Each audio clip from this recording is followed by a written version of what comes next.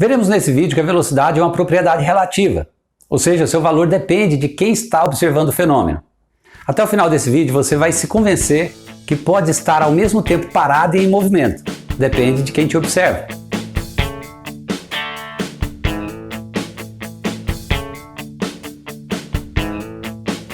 Olá, eu sou Eudes Filete, cientista e professor. Esse é o canal Verve Científica, onde ensino os conceitos físicos mais importantes da ciência sem nenhuma matemática praticamente.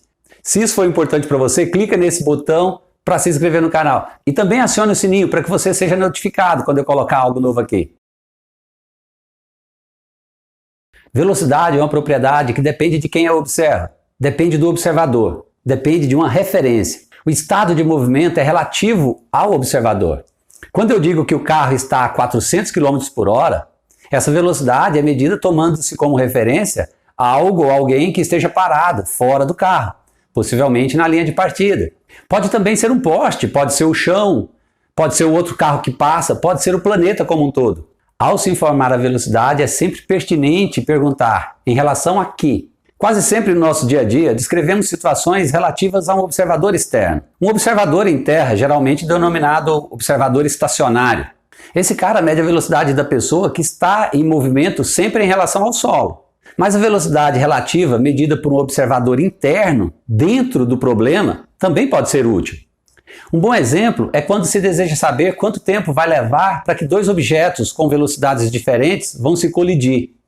Normalmente, para situações práticas, a referência que tomamos é sempre o solo, o planeta. Ou seja, se você estiver acima da velocidade permitida na pista, que é de 120 km por hora, não vai poder alegar ao Detran que você estava na verdade parado, pois estava considerando como referência seu amigo passageiro. Esse argumento é válido, você estava de fato parado em relação ao seu amigo.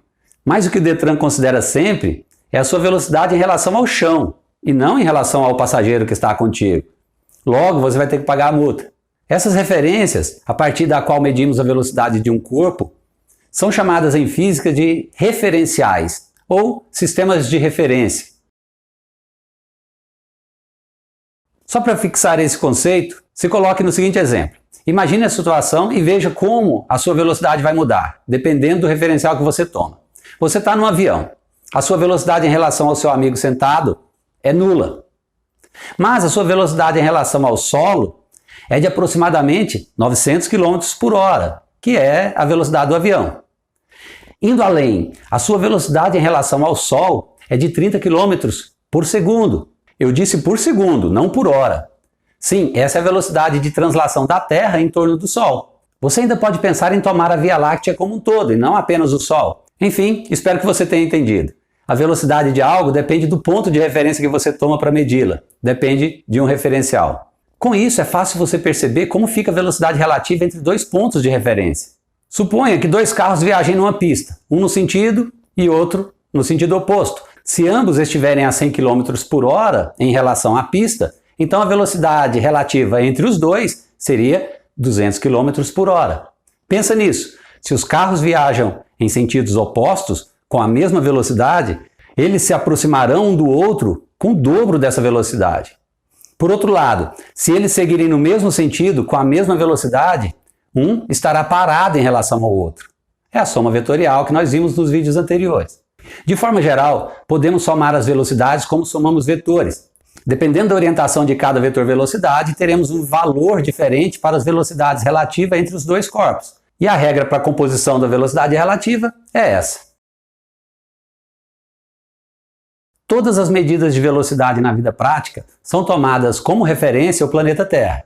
Ou seja, são feitas por um observador parado em relação a um planeta. E isso tem razões práticas e também razões históricas. Antes de saber que a Terra se movia, os astrônomos pensavam que a Terra era um sistema de referência absoluto, um sistema em relação ao qual todo movimento era medido. Só depois que Galileu provou que a Terra se movia é que as coisas mudaram. Passou a ser necessário descrever os movimentos medidos em referenciais que se movem entre si. Vamos discutir isso em mais detalhes agora. Suponha que esse carinha caminhe sobre um vagão plataforma e que ele seja capaz de medir o tempo e o espaço que ele percorre andando sobre a plataforma. Com essas informações, ele usa a definição de velocidade e verifica que a sua velocidade foi de 1,2 metros por segundo. Considere agora que o trem esteja se movendo para a direita, a uma velocidade de 2 metros por segundo, medido por um observador parado no solo. Se o cara na plataforma andar à mesma velocidade, ela será de 1,2 metros por segundo.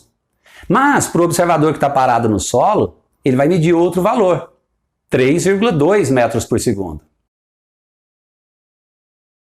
Antes de Galileu, nós poderíamos argumentar que a velocidade correta é a que foi medida pelo cara parado no solo. Contudo, ambas as medidas estão corretas, cada uma no seu sistema de referência.